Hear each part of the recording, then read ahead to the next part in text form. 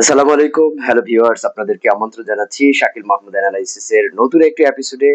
আজ মূলত আমরা কথা বলবো ট্রাম্প এর সাম্প্রতিক যে চীন সফর, সেই সফরে আসলে মার্কিন প্রেসিডেন্ট ডোনাল্ড ট্রাম্প কি পেলেন? তার এই সফরের সাফল্য ব্যর্থতা এটা নিয়েই মূলত আজকে আপনাদের সঙ্গে শাকিল মাহমুদ অ্যানালাইসিস এ আমরা কথা বলতে চাই। মূলত ট্রাম্পের এই সফরকে অনেকেই বলছেন ব্যর্থ আসলে।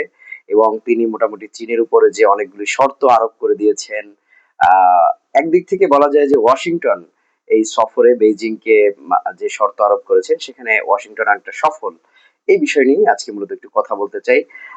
তার মার্কিন প্রেসিডেন্ট ডোনাল্ড ট্রাম্পের যে দ্বিতীয় মেয়াদে তিনি প্রেসিডেন্টের দায়িত্ব নিয়েছেন, সেই প্রেসিডেন্টের দায়িত্ব নেওয়ার পরে তার এটা প্রথম সফর কিন্তু চীনে। এবং ৩ দিনের যে এই সফরে তাকে অনেকটা রাষ্ট্রীয় অভ্যর্থনা যেটা দেওয়া হয় এবং সেটা মোটামুটি সারা পৃথিবীর গণমাধ্যমে নজর কেড়েছে।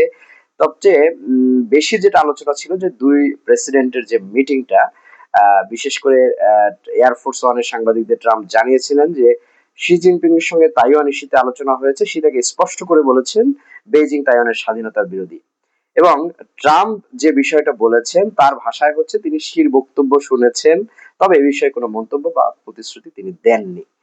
আবার চীনের দাবি যে তাইওয়ান চীনের অংশ, আর যুক্তরাষ্ট্র কিন্তু দীর্ঘদিন ধরে তাইওয়ানকে সামরিক সহায়তা দিয়ে আসছে।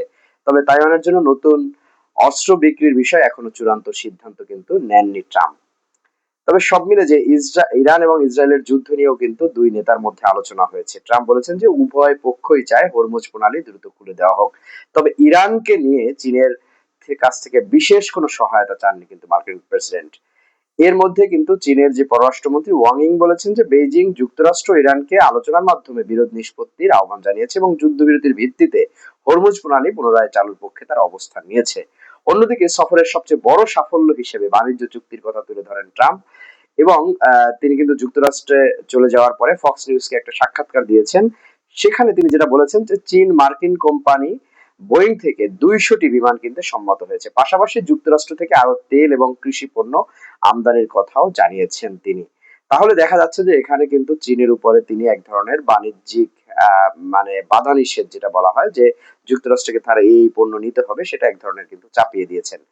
তবে এসব চুক্তির বিস্তারিত এখনো কিন্তু প্রকাশ করা হয়নি।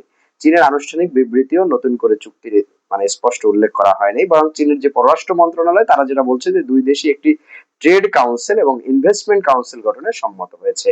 শুল্ক এবং কৃষি পণ্যের বাজার প্রবেশাধিকার নিয়েও আলোচনা হয়েছে। তবে ট্রাম্প জানিয়েছেন সফরে শুল্ক বা ট্যারিফ নিয়ে কোনো আলোচনা হয়নি। সব মিলিয়ে ট্রাম্পের যে চীন সফর কূটনৈতিক সৌহার্দ্যের বার্তা মিললেও তাইওয়ান, ইরান ইস্যু এবং বাণিজ্য যুদ্ধের মতো স্পর্শকাতর ইস্যুতে এখনো কিন্তু অনিশ্চয়তা কাটেনি। ফলে এই সফরে প্রকৃত ফলাফল কতটা বাস্তবায়িত হবে সেটা কিন্তু মানে এটা আন্তর্জাতিক রাজনীতির জন্য এক ধরনের গবেষণার বিষয় হয়ে রইল।